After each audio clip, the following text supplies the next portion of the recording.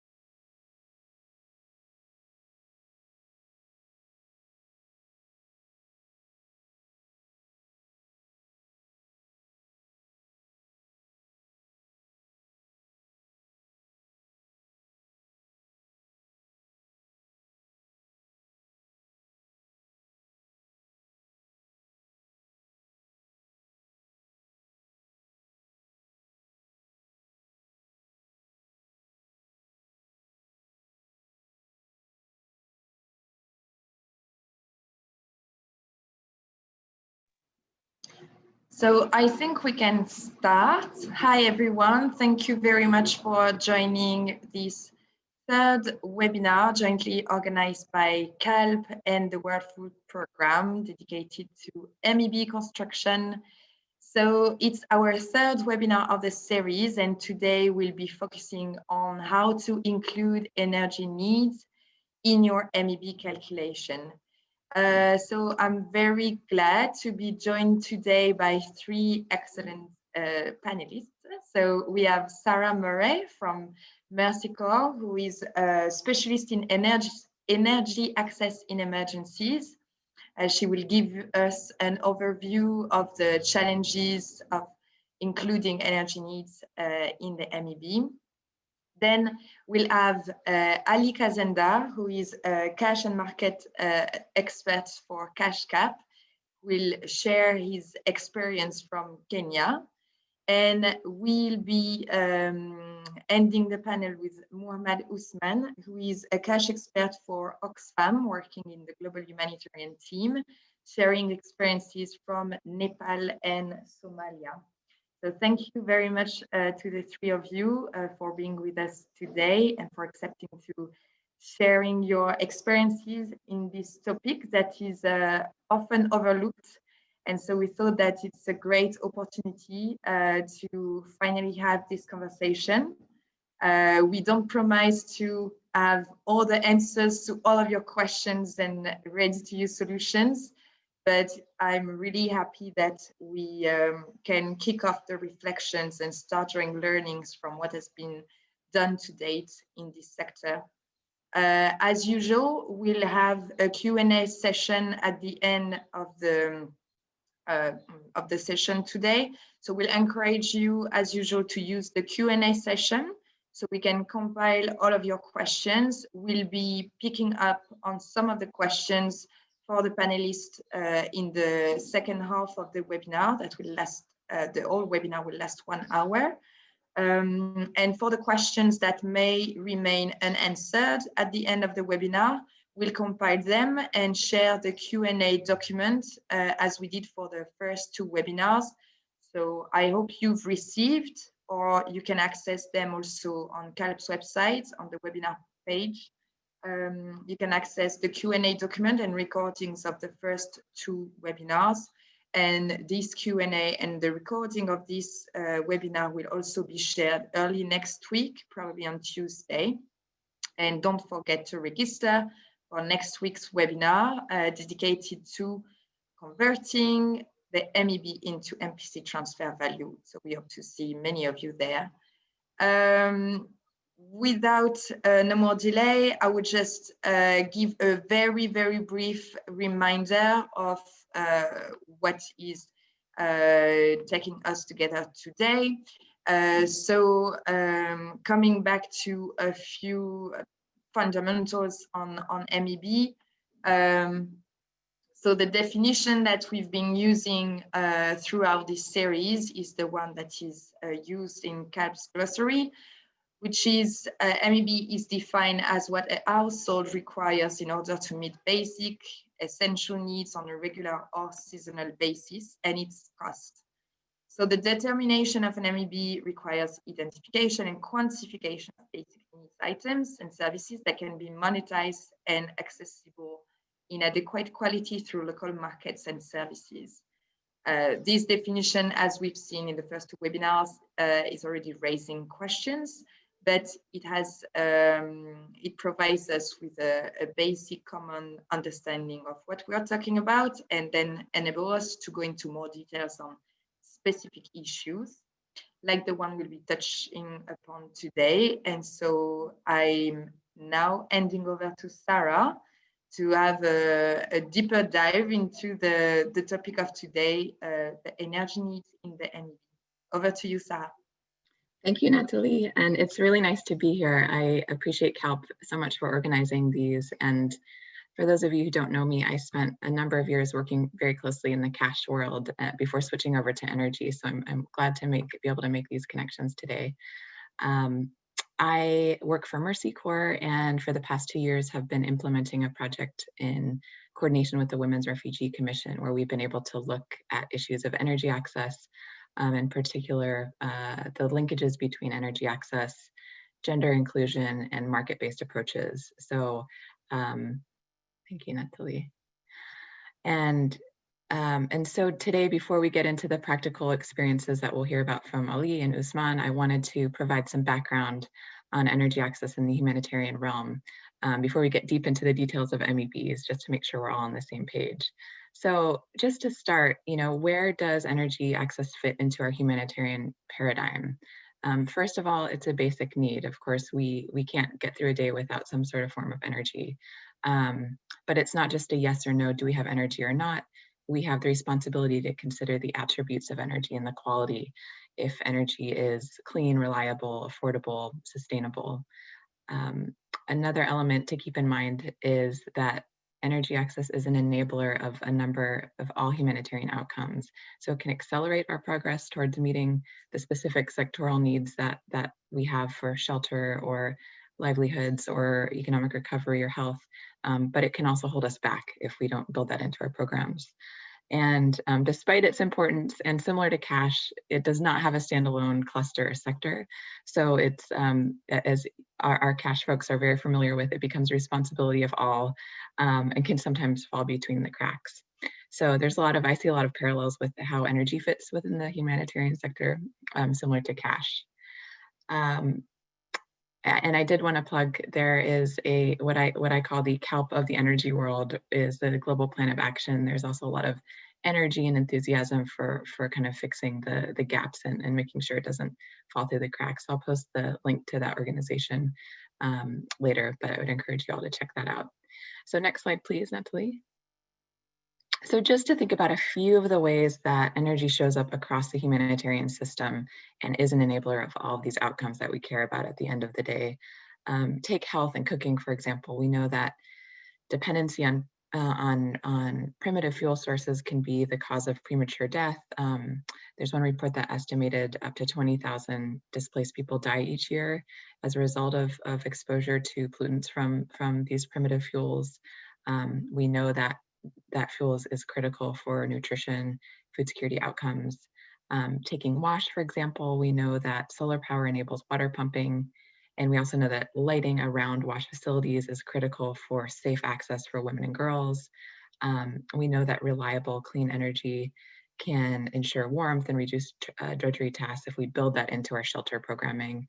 And electricity is absolutely critical for outcomes around the emergency telecom sector, and connectivity and access to information. So I just wanted to highlight a few of these examples so that we're all thinking, you know, not about energy for energy's sake, but for the outcomes that it enables.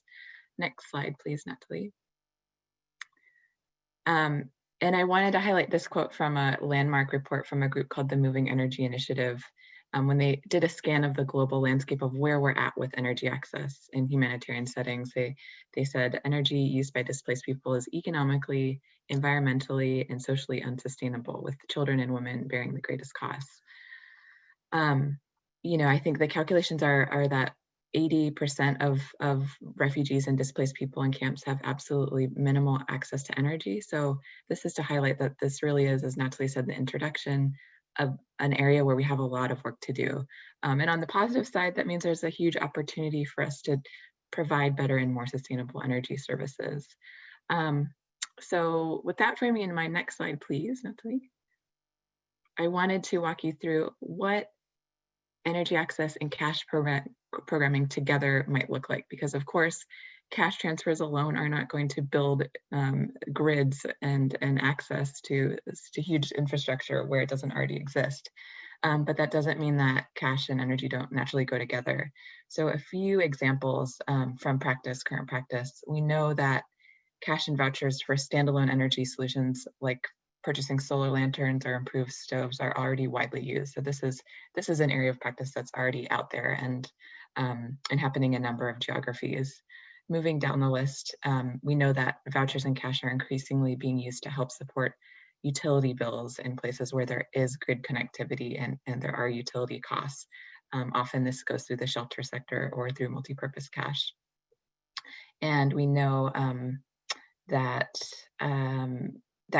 vouchers and cash can be used to support access to appliances, which enable and help communities translate energy access into the desired outcomes that we all care about, like improved productivity, comfort, safety, and particularly with the appliances, there's opportunities for empowerment outcomes and keeping and enabling dividends for women and other marginalized groups. So I just wanted to highlight a few of what that could look like with the cash and energy intersection. Next slide, please.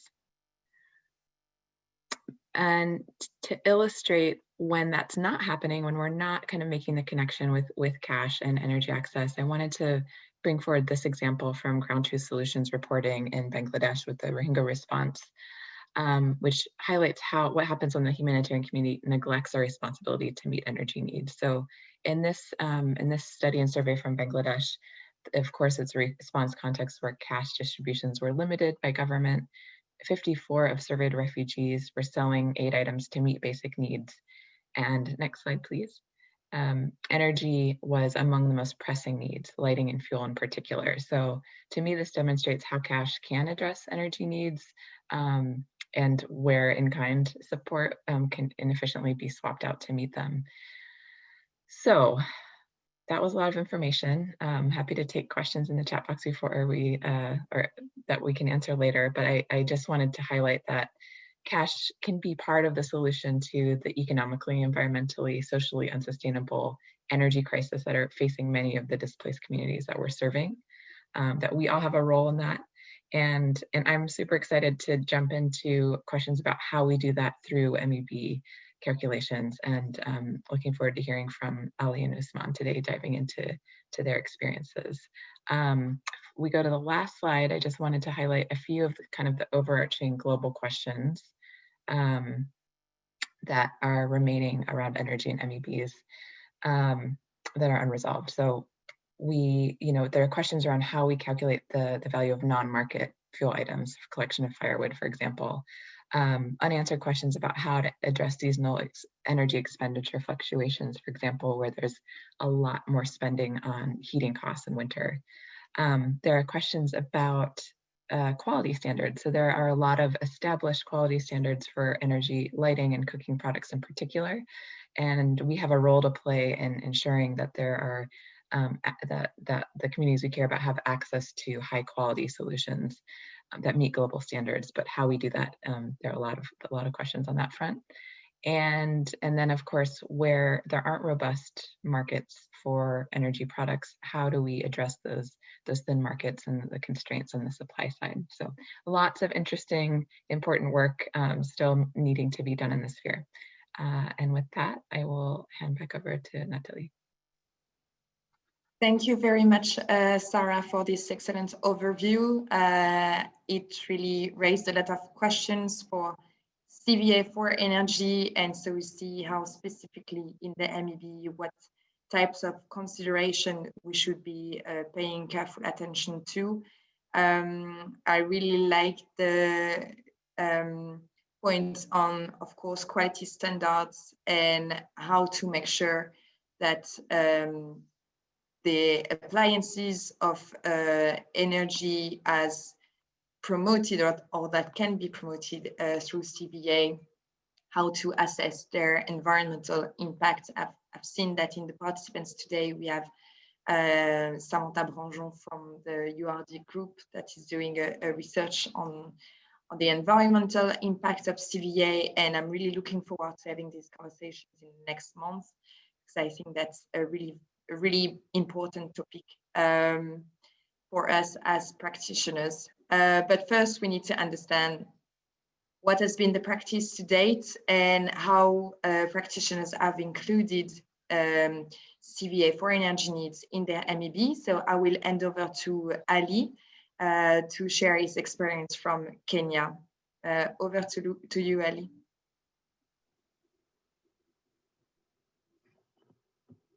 Thank you, Nathalie. And also, I would like to show my appreciation to CaLP for arranging this and allow us to share our humble experience in the field. So, for those who has been like in the region before, as you may know, that Kenya has one of the most developed power sectors in sub-Saharan Africa. It has opened its market to independent power producers since the 90s. And in Kenya, there is three main factors makes Kenya benefited from when it comes to the energy industry. The first one is the active private sector engagement in the country. And secondly, the long track record as a creditworthy off-taker. And lastly, the renewable energy resources that are available in the country. So when we are talking about the supply side of the energy sector, the key available energy options in Kenya include biomass, petroleum, and electricity. So the analysis of the national energy shows that heavy dependency on wood fuel and petroleum out of the total energy consumption in the country. Whereas the current electricity access in Kenya is around 65%, mainly covers the urban settings. Still, there is a large number of households, and I'm talking about approximately 3.5 million, have no access to electricity. Million households, of course. And the government target regarding the electrification is to achieve universal access by 2022.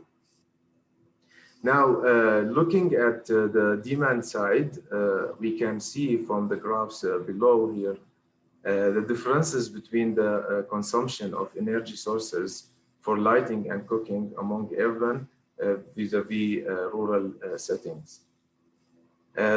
So my experience so far in Kenya, that the MEB was designed to cover the urban poor community.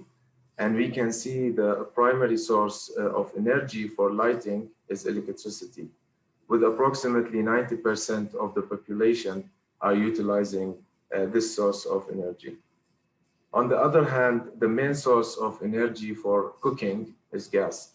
50% of population are using gas, and followed by the use of parfum and charcoal. Approximately 19% distributed among both. Next slide, please.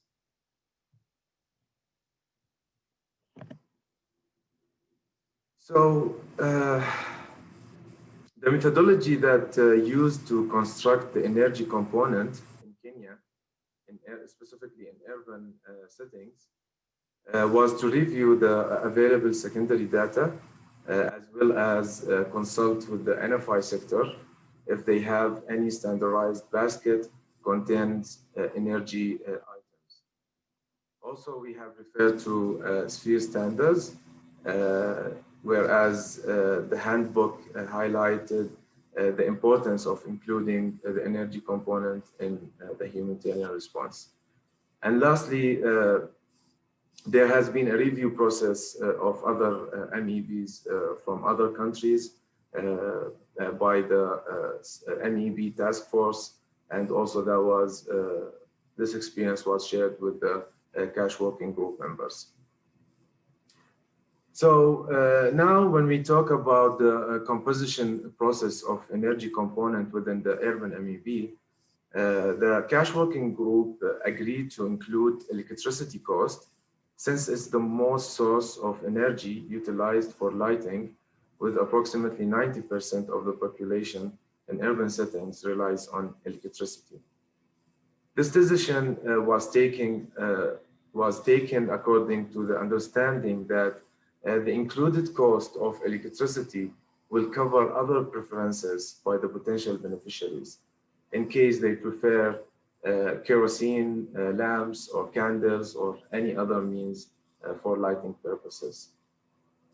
So this was the itemization process, and when we have gone through the quantification of electricity usage, this has been constructed based on the compact fluorescent lamp calculator to measure how much of kilowatt per hour is required for the household members in a typical month.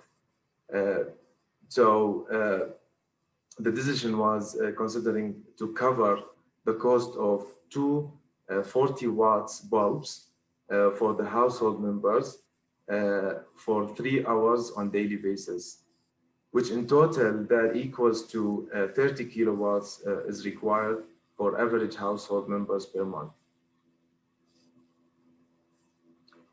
So now when we are talking about introducing the energy for cooking, according to the Population and Housing Census report published by the Kenya Bureau of Statistics in 2019, which observed that the primary source of energy for cooking in urban settings is 53%, followed by parfum and charcoal, with 18% of the population using them equally.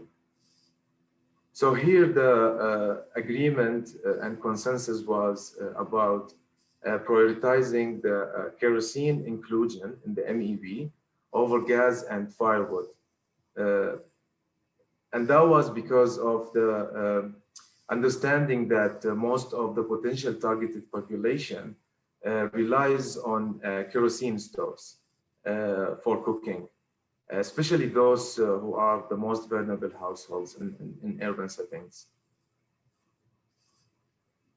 The firewood was excluded due to its well-known negative impact on environment, and most of you knows the consequences using the firewood, how it causes the pollution and also the deforestation, as well as the health-related consequences on the household member when using the firewood on daily basis for cooking. So for the quantification of the required volume of fuel for cooking was actually derived from the kerosene stove manuals. The kerosene stove manuals concluded that the stove consumes around 200 milliliters per hour for cooking. And based on that understanding, the cash working group members agreed to include 3 hours of cooking that is required to prepare 3 meals a day. And why 3 hours? Actually, because here in Kenya, they are mostly rely on staples, like for example, the beans, it takes a lot of time for cooking. So the assumption is to consider 2 hours for cooking the lunch meal, and 30 minutes and 30 minutes for breakfast and dinner. So when the total fuel required, when we multiply the 200 by the 3 hours that's set by the cash working group, is 600 milliliters a day. And 600 milliliters that has been translated into covering the cost of 18 liters per month for average household members. Next slide, please.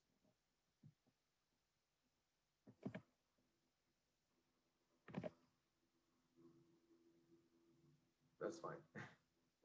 Okay, here. Okay. So now you can see the graph to the right side of the slide that shows the percentage share of each sector that was included in the basket.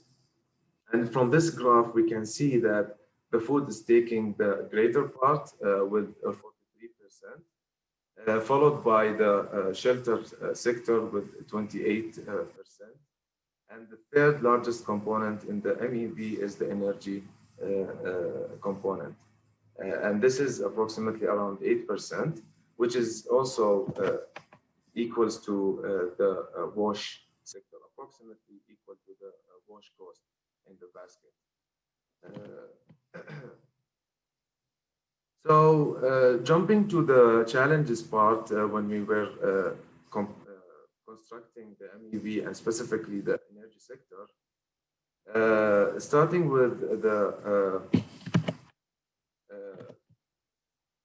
COVID-19 hitting the whole world, as we all know. So that was one of the main challenges. And we were facing actually the main challenge about related to the MEB is how to construct the energy component without going to the community and ask them about what are the actual expenditures. So the COVID-19 restriction by the government around the social distancing did not allow us to go to the field and conduct the focus group discussions and consult with the community members around their actual expenditures. And also there has been a weak linkages between the cash working group and the NFI sector, whereas we couldn't get their recommendation and consultation and to see if they have a basket and let's say itemized basket that include the energy component, whether it could be like in-kind kind of basket or cash approaches. So these kind of challenges, the two challenges I mentioned actually made us rely on the secondary data available and construct the energy component without being able to triangulate this kind of data with the primary data from the field, which could help us understanding what and why the specific energy sources are preferred by the local community. Another challenge was around the limited data and lessons learned from previous urban cash interventions by humanitarian agencies, or at least I can say we didn't get the chance to come across any studies by humanitarian agencies in the country that shows the energy consumption and preference for the community or any learnings regarding the energy component. Lastly, the next step for us related to the energy component in the MEB is that during the review process, there must be efforts to include energy for phone charging And also another point that I forgot to put in the slides, to look at what kind of stoves that can be included in the MEB as a one-off transfer to replace the firewood cookers in order to provide healthier means of cooking, as well as to reduce the negative practices that can affect the environment. So I'll stop here and back to you, Nathalie, and happy to join the question and answers. Thank you. Thank you very much, Ali, for this great presentation. I really appreciate the level of work and detailed analysis that the group in Kenya put into analyzing needs and consumption habits to really capture the energy needs. Also, I think it was really interesting to highlight the lack of available data on energy expenditures that made our work a bit more difficult for the MEB construction. And on that note, I would really like to hear also from our participants on their experience of MEB constructions. As we know, and as we just learned from Ali, there is quite a lot of challenges and key things to take into consideration. So I would like just to have an idea among all of you participants who has worked on an MEB that would include energy needs. So I'm just now opening a quick poll and giving you a few seconds to reply so we can analyze the level of experience that is in the room today and maybe pick on some of your experience too. So just giving it a few more seconds. And it would also give us some space maybe to understand what are the different approaches. So Ali just share a very good experience on drawing from needs, but there might be other approaches.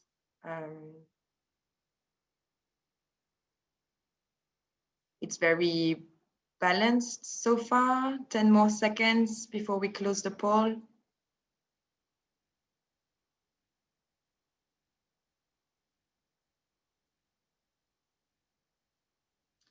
Great, I'm closing it now. So we have 53% of participants who have worked on an MEB that include energy needs, which is, I think, quite in line with what we see. Sara, I don't know if this is your experience too, but I think like having half of the cash working groups actually including energy needs in the MEB is probably close to what we can see across regions. So now for those who have answered yes to this poll, just a second question. Again, a few seconds to answer that question. We would like to understand what was the selected approach that you've taken to include energy needs in your MEB. So as Ali presented, was it a deep dive into assessing the needs, analyzing what are the different energy consumption habits and needs? We've seen that they managed to analyze the needs for lighting, for cooking, for heating, and even now considering phone charging. Or was it an analysis of expenditure patterns through existing available data? Or was it a proportion of total MEB to make sure that you include some energy needs, but not really knowing what was the detail of it? So giving it a few more seconds before I close. Now, thank you very much for all those who replied. So I'm sharing the results. And as you've seen, the assessment of energy needs seems to be the top approach, but it's actually very close. Expense analysis, proportion of total MEB. There is not really one methodology that really takes over the others. So I suggest that we go into other experiences now, more into details with Osman, who will share his experiences from Nepal and Somalia, and focusing on the challenges and what can make very difficult to include energy needs in your MEB. So Osman, over to you. Thank you, Nathalie. Hello, everyone.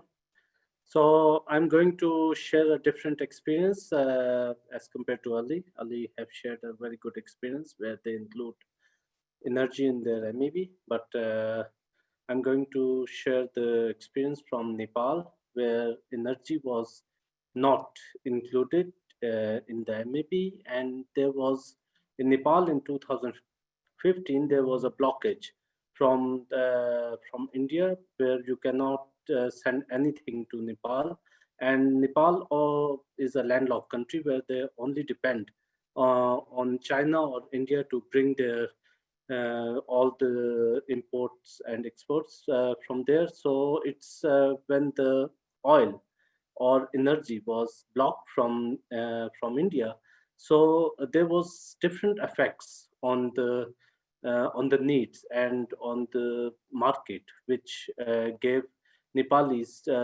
very setback, which was 6 effects, which was there was more cutting of trees in Nepal at that time to cook food.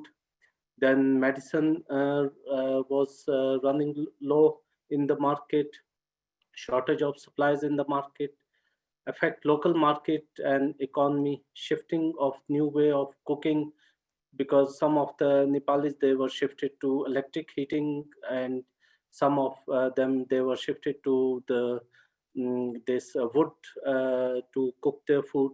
And then economic pain, because when there's no items or there's no supply in the market, so your economy will also suffer in that case. Next, please.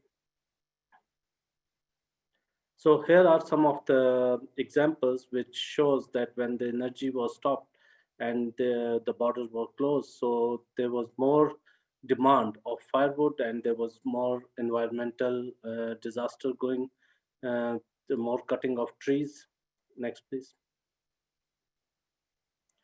The people are in queues to get more energy, like kerosene oil, and to run their cooking stove or heating stoves. Next. So the gas, also the liquefied LPG gas is also coming from India, and the people are waiting for to refill their gas. So there was a big crisis of cooking. That's why people were shifting. Yes, next, please.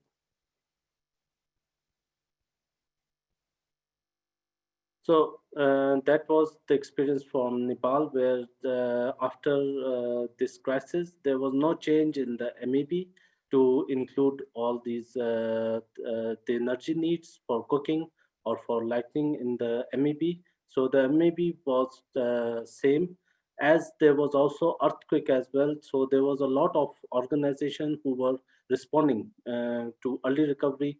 There was early recovery response at that time. But at that time, there was no thought or there was no discussion in the cash working group or in the clusters regarding energy needs at that time. Then I will shift my some experience from Somalia. So in Somalia in 2015-16, there was IDP crisis where MEB was only covering food items. So when we visit the field, so we saw that the IDPs, they were going to the nearby forest to collect wood and cook food on that wood. So there was no energy or food like Kenya, there was nothing included at that time. So the women and children or girls, they have to go to the nearby forest or the bushes to collect those uh, bush or wood to cook food. So that next slide, that put them more into gender-based violence or GBV. And like you can see in the picture, the woman is cooking food, which they collect wood from the field. Next slide, please. So here you can see the women, they are collecting wood from the nearby forest.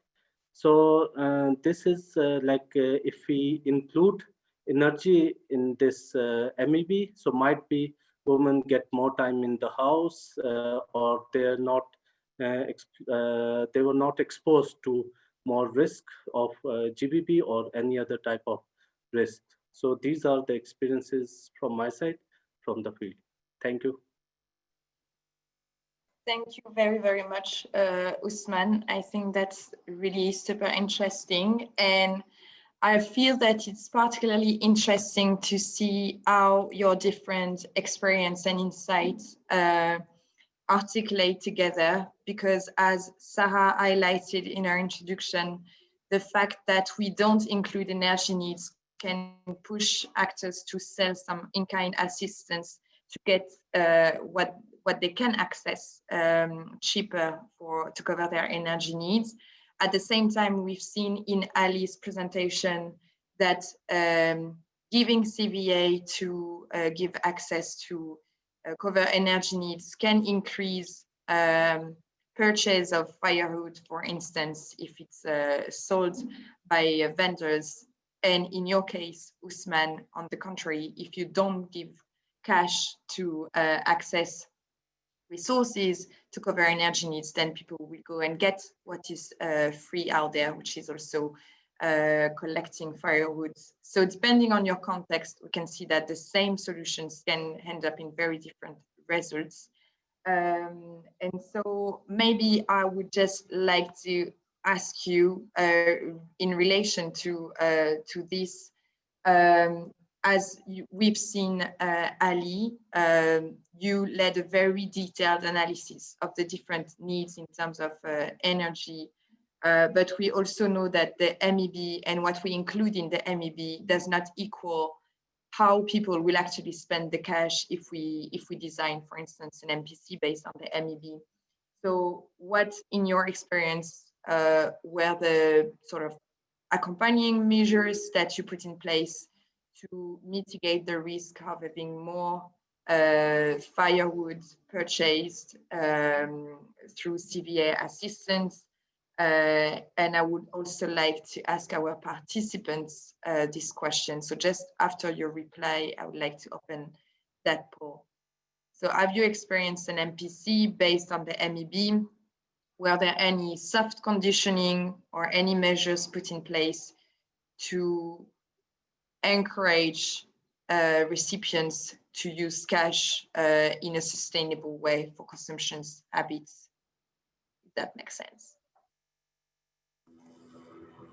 Yes, thank you, Nathalie, for the question. Actually, the major objective for providing the energy component and include energy component in the MEB is to provide the purchasing power for the targeted population to have a better quality of stoves, for example, or a better quality of access to energy. And I think MPC cannot solve all the problem. There must be also some accompanied kind of interventions to increase awareness, to work also on the supply side, to provide these kind of stoves, environmentally friendly stoves, to make sure that we are mitigating the negative impact or the negative consequences on targeted population health and children as well. Thank you very much. So I would just like to share with our participants a question that is really related to that. In your experience, or if you have not relevant experience, in your opinion, how are responses dealing with issues of inadequate energy and fuel supply that would include quality, reliability, environmental and safety issues? I've seen some questions related to that in the Q&A section and comments in the chat box. So here is your chance to share your opinion and experience on this. Should we focus on, and are we focusing on strengthening alternative consumptions habits, direct supply, any other option, like soft conditioning or others? Would really like to hear from you. So a few more seconds to answer that poll. And thank you very much for your participation. I also take a few seconds to remind you to ask your questions in the Q&A and not in the chat, because it's much easier for us to track them. So if you can use the Q&A section, and we'll move on to that just right after. So we have a very good level of reply. Thank you very much. I'm closing the poll now. So most of you consider that we should strengthen market interventions to build alternative consumption options. Some of you also suggest to move to in-kind and provide direct supply for other options, as I think Osman was mentioning on stoves and ovens that can be more reliable and safe for recipients. So thank you very much. I think that's very interesting to have your views on that. Sara, I'm willing to give you a few minutes to react to Ali and Osman's presentation. And if you have questions for them, feel free before we move on to the Q&A. Thank you, Nathalie. I guess just following up on this poll, I wanted to highlight one example of how cash, not necessarily through an MEB approach, but some soft conditioning that was applied that I thought was an interesting example of how this might be done. In Jordan, in Azraq camp, there were initially fuel vouchers given out to households within the camp so that they all had a set amount of fuel that they were receiving each month. But I believe it was NRC and UNHCR together decided to kind of transition that to a labeled cash approach, where they got a unique cash transfer that was intended for fuel that provided more flexibility, since families had different levels of fuel expenditures, and then they were more able to kind of specifically meet their household fuel needs and spend the excess on other basic needs. I thought that was an interesting example of the types of interventions and approaches that can be used to meet those energy needs. And I guess I'll have a question for Osman, and thank you for the great examples and for highlighting kind of the challenges and of where energy was not considered or designed from the start with cash interventions. And you raise these issues, important challenges of energy supply. So I guess if you were going back and were able to kind of advise at the beginning of the Nepal crisis, for example, given the challenges of the blockade, what do you think would have been the right approach for ensuring that fuel is calculated? What would be the supplementary interventions that you would recommend for the cash community and the other sectors to take on?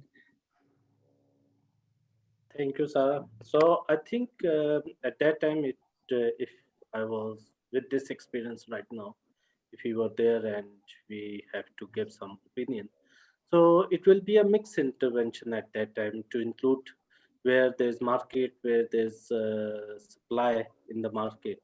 We can give them market access to go and buy those items or include in the MEB those energy. And where there's no energy, then through NFI cluster and NFI, there will be a different approach to buy stoves and deliver to the far-flung areas where there's no market access for those households. So it will be a mixed approach. We cannot say one approach can can solve the issue. So we have to look at different approaches at that time. Yes. Yes. Thanks. Nathalie, I see a bunch of questions coming in, so I'll hand back over to you. Thank you very much, Sara. We have very interesting questions in the Q&A and also good comments that I hope we have time to share. I see two questions related to donors' positions on energy.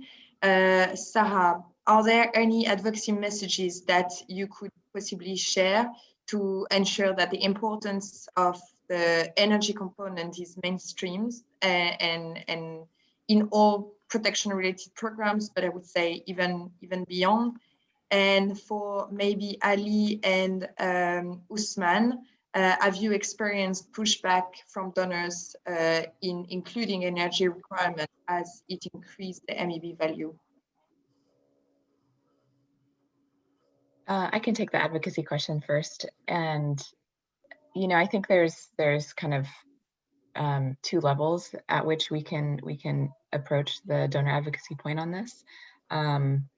One is for each sector, all of our, many of our organizations do end up implementing in one sector or another, though we all engage in cash. And I think we can say, be comfortable with identifying how energy access can further those sectoral goals and be able to articulate that to donors, and also kind of breaking out of our silos and thinking across the community for, efficiency's sake. It's not just up to shelter, to establish grid access or to think about improved energy needs. And I think there's also opportunities for advocacy around the kind of development humanitarian nexus with the increasing length of crises and average length of displacement. I think this is an area where it challenges us to think about getting out of the short-term program cycle, finding ways to invest in longer-term solutions. And I, again, just want to flag the Global Plan of Action, who I know Thomas is on this call, and from the Global Plan of Action, and they're doing a lot of excellent work in framing kind of the costs of continuing business as usual and the opportunities of breaking out of some of the barriers that are keeping us from investing as a sector in more sustainable long-term energy solutions. Yeah. Thank you, Sara. Ali, maybe you can start with your experience in Kenya. How did the donors react? Yes, Nathalie. So here in Kenya, the good thing which made it very easier to work around the MEB was in the cash working group, we have donors joining the regular meetings of the cash working group.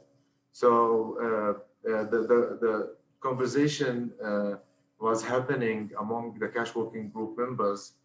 Donors or the major donors in this context were part of the discussion.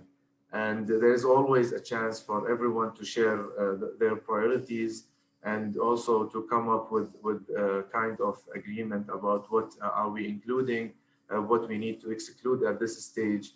And of course, some of other donors, we had to reach out bilaterally, and I think most of the donors, they are supporting the process because based on their understanding about the importance of having MEB for MPCA interventions. Thank you, Ali. Osman, would you like to comment on the donors' position? Yeah, I have experience talking to a lot of donors, but the main priority is always food or basic needs. So energy is not always the priority. So we need a lot of advocacy to bring energy into the MEB. Thank you very much. And I see a question that is somehow related to this. Anwar is asking if it's really necessary to include energy need in the MEB, considering that donors are reluctant to go beyond a certain amount for CVA transfer. And can we instead do direct distribution of stoves, heaters, and so on? I think it really relates to your answers. And I think we also need to be very careful in distinguishing between the MEB and the transfer value. So we'll be having this specific conversation next week. It's okay to include more needs in the MEB and to have a MEB amount that is much higher than the transfer value. It's just not the same tool. And as we've seen, and I think it's also a question that Chiara is asking on what should be the best approach. Should we go for a right-based approach or just analysis expenditure? And I think you covered it well in your presentation. It's so depending on the context. What are recipients able to get through the markets in what quality? So if there are supplies that we can strengthen through market-based interventions, then it's probably better to strengthen those options rather than distributing imported in kind. If there is no option and that CVA risks to encourage habits or consumptions that are not safe for recipients or that can have different negative impacts, it's probably better to switch to in-kind. So it really depends on your context, your analysis, and this conversation today, as I said in the introduction, unfortunately cannot give you a ready-to-use solution, though we would like to. I think we have time for maybe one other question. And for all of you who will see your question and answer, don't worry, we'll be compiling them and answering them in writing after the webinar, and we'll be sharing the answers early next week with the recording. So we have quite plenty of questions. So maybe a question from Muhammad Dio. And interesting for Ali and Osman, in your experience, how did you assess the risk linked to energy, mainly in rural areas? So I also see questions related to COVID, and I understand we all acknowledge that COVID brought its own load of constraints, but how do you assess the risk related to energy uses in rural areas? Maybe more for Osman, because Ali, you were more focusing on urban areas. Osman, would you like to share your experience? So the risk which I already shared is more of the household with the gender-based violence risk when they have to go and collect the wood, or some of the which I've seen in different countries when they go to the forest and make a charcoal.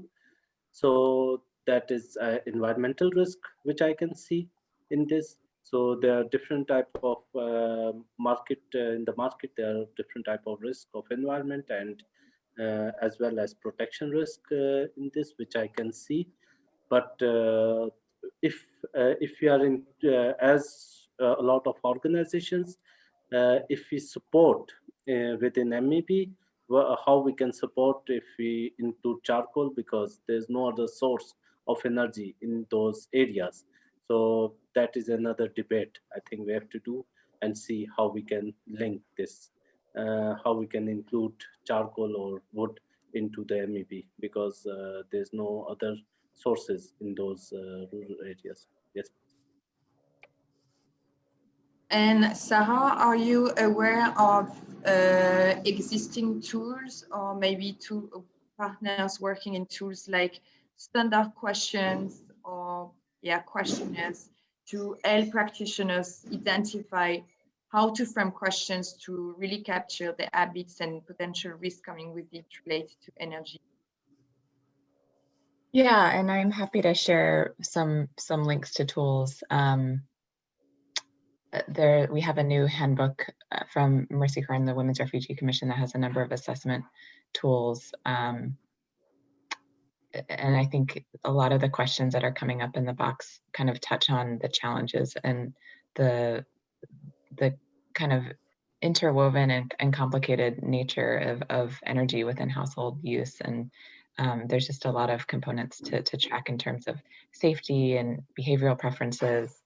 And so it's, yeah, I think there are a lot of tools out there and a lot of room for us to get better as a community at asking kind of the right level of questions to understand needs and respond appropriately. I'll put a link to the new handbook in the chat box. Thank you, and great if we can also include those resources. We'll be adding them to the web page, so you can have access to all of those resources once accessing the recording and the Q&A. Just a final very quick question from Ali, from your presentation specifically. Can you elaborate a bit on the type of secondary data that you used in your experience? So the type of secondary data for the energy was from the government entity, the Kenya Bureau of Statistics, from the Housing and Census report conducted in 2019, which is not outdated, and some also reports from the World Bank about the energy consumption and resources in the country. Thank you very much. I see that we have many other very good questions in the Q&A section, and we also have interesting experience sharing, like Marianne explaining that in Nigeria, SAFE has been included as a top-up amount of the food needs, which is another illustration of the third approach that we mentioned before. It would be great if we could elaborate also on this in the Q&A we see. So I think we need to close the webinar now, but thank you very much, all of you, for your very good insights, questions, and for participating through the polls too. I think it was very interesting for us to see the level of experience. We look forward to continuing this conversation with you in the next weeks and months. Thank you very much to our three panelists today, Sara, Ali, and Osman. Thank you very much. We'll be sharing the recording and Q&A next Tuesday, hopefully, so stay tuned. And hope to see you next Thursday for our conversation on a very challenging topic too, how to translate the MEB into an MPC transfer value. Thank you very much all, and have a very nice rest of the day. Bye. Thank you. Bye-bye. Thank you.